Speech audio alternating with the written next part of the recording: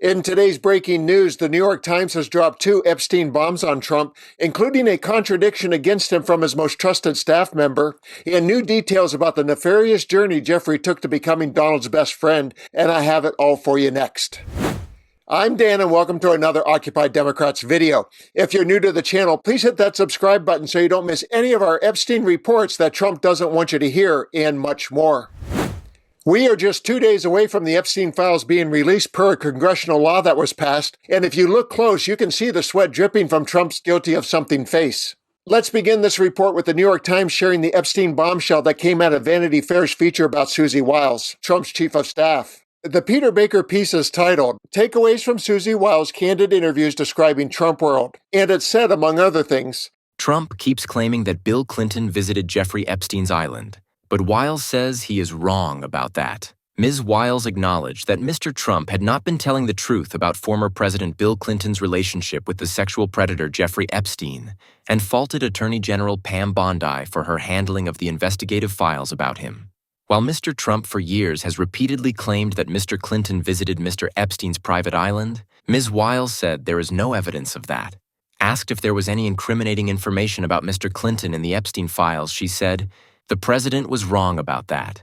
As for Ms. Bondi, a friend of Ms. Wiles's, she said the Attorney General did not recognize the fervor of the president's right-wing supporters about Mr. Epstein. I think she completely whiffed on appreciating that that was the very targeted group that cared about this. First, she gave them binders full of nothingness. And then she said that the witness list or the client list was on her desk. There is no client list, and it sure as hell wasn't on her desk. And that's just part of the headache that the Wiles interview has created for Trump. And speaking of headaches, more details about that migraine that is Jeffrey Epstein have been exposed. Watch as the Times investigative journalists answer the question, how did Epstein accumulate all that wealth on his way to becoming Trump's best friend? How did Jeffrey Epstein have the financial backing to abuse what turns out to be hundreds of young women and girls? The hundreds of millions of dollars that Epstein amassed, the palatial estates and aircraft. Connections to some of the wealthiest, most established people all over the world. There's been a tremendous number of conspiracy theories and myths. From he was running a huge blackmail operation to he was affiliated with spy agencies. Through months of reporting and digging through documents. People's diaries, letters, old photo albums. The answer is he stole it. The story starts in 1976 when Epstein is a teacher at the Dalton School in Manhattan. He is not worth a lot of money. And then one day he gets invited to a reception at an art gallery where he bumps into someone who introduces him to Ace Greenberg, who is a top executive at Bear Stearns, and very soon after that is offered a job. He quickly is named a partner at the firm and is making about $200,000 a year. At the same time, though, he is getting in all sorts of trouble. Right off the bat, he is found to have lied on his resume about the colleges he attended.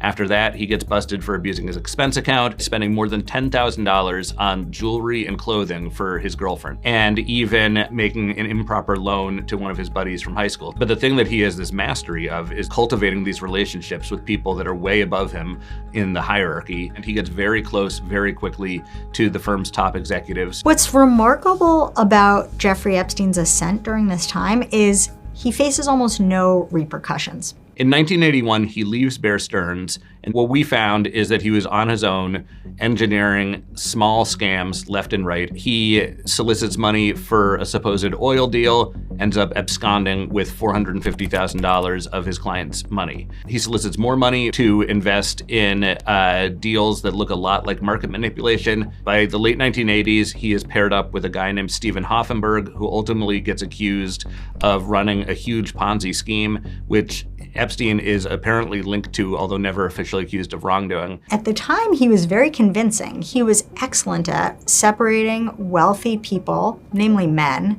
from large sums of money. Around that time, he meets the person that would become his most important benefactor. Les Wexner, who is the retail tycoon behind brands like The Limited and Victoria's Secret. Epstein immediately earns Les Wexner's trust by claiming that Wexner's current financial advisor is ripping him off. He gives Epstein blanket control over his finances, and Epstein uses that to enrich himself.